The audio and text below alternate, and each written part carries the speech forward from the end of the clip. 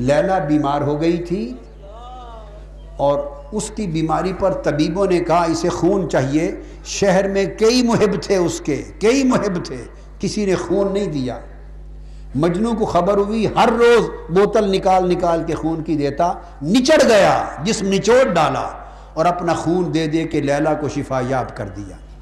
مجنوں کے خون سے شفا یاب ہو گئی. لیلا اٹھی، اس نے خیرات کے لیے زردے کی دیگ پکائی، یوں سمجھ لیں، اور طلب کیا سارے فقیروں کو شہر کے کہ میں خیرات بانٹوں. سارے عاشق قطار میں آ گئے، مدعیان عشق قطار میں آ گئے. ہر ایک کا پیالہ بھر بھر کے لیلا دیتی رہی، ڈالتی رہی، دیتی رہی، ڈالتی رہی. ہر ایک کے پیالے بھر بھر کے ڈالتی رہی. ہر کوئی لے کے خوش ہوا. جنہوں نے قطرہ خون کا نہیں دیا تھا لے گئے. جب مجنوں کی باری آئی جس نے سارا خون دے دیا تھا، اس نے جو پیالہ آگے کیا تو لیلا نے اوندا ہاتھ مارا، اس کا پیالہ توڑ دیا. پیالہ زمین پہ گرا، ٹکڑے ہو گئے. مجنوں پیالے کے ٹکڑے اٹھاتا تھا اور ناچتا تھا. پیالے کے ٹکڑے اٹھاتا تھا اور ناچتا تھا. مجھے ذہن میں نہیں، غالباً حضرت بابا فرید الدین گنج شکر نے بیان کیا ہے. میں کوئی قصے کہانی فلموں سے نہیں بیان کر رہا. ہوگا فلموں کا قصہ جہائے جہنم میں تو عاشقوں کی بات عاشقوں سے پڑھ کے بتا رہا ہوں. تو انہوں نے کہیں سے لیا ہوگا. تو عاشق بتاتے ہیں ناچتا تھا مجنوں. لوگوں نے کہا تو پاگل ہو گیا ہے. اس نے کہا تم پاگل ہو گئے. اس نے تمہارا پیالہ توڑ دیا، بڑے مجمع میں بے عزت کر دیا، کسی اور کے ساتھ ایسا سلوک نہیں کیا، تو تم تو چیختے مارتے، ڈر جاتے، چیخ مارتے ڈر کے مر جاتے، الٹا خوشی سے ناچتے ہو. اس نے کہا ناچتا خوشی سے اس لیے ہوں کہ کسی اور کا پیالہ توڑا ہوتا، کسی اور کا توڑا ہوتا.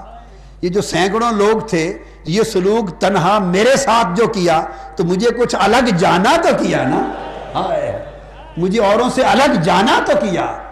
سو اس لیے میں نے کہا جفا جو عشق میں ہوتی ہے وہ جفا ہی نہیں،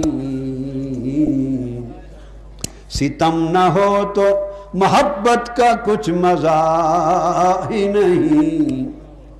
حضور داتا گنج بخش علی حجویری سے پوچھیں اس بنی اسرائیل کے عابد اور عاشق کا حال جس نے 70 سال پہاڑ کی غار میں عبادت کی تھی. کشف المحجوب میں اللہ پاک نے وحی بھیجی پیغمبر کو کہ اسے بتا دیں کہ تمہاری 70 سال کی عبادت ہم نے رد کر دی.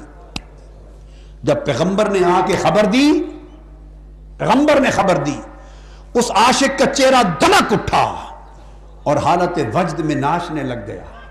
پیغمبر نے پوچھا تیری تو 70 سال کی عبادت تباہ گئی، بجائے اس کے کہ تم مر جاتا تو خوشی سے ناچتا ہے، کیا سبب ہے؟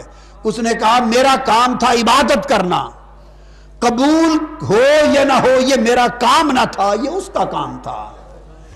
میں تو اس لیے ناچتا ہوں کہ 70 سال جو عبادت کی صلہ مل گیا. بھئی کیا ملا؟ یہ کہ اس کے شمار میں تو آ گیا ہونا.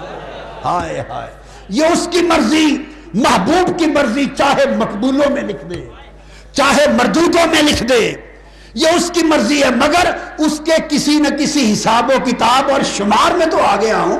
70 سال بعد آج محبوب نے یاد تو کیا ہے، پیغام تو بھیجا ہے کہ تیری عبادت رد ہو گئی، اسی پیغام پہ واری جا رہا ہوں.